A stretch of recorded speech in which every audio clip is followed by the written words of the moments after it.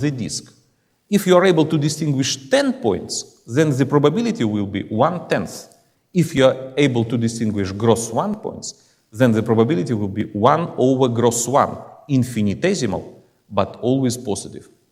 So look, in the traditional fashion, the probability, such a probability when we are able to distinguish infinitely many points is 0, because the accuracy of the answer, the accuracy of our instrument is low. Now, the probability will depend on our initial, so we start our work, we choose our probability. For example, I am able to distinguish here gross 1 square points.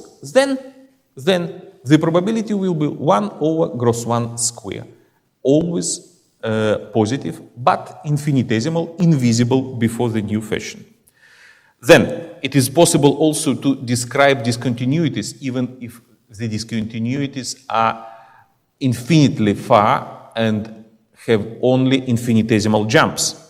It is possible to work with fractals.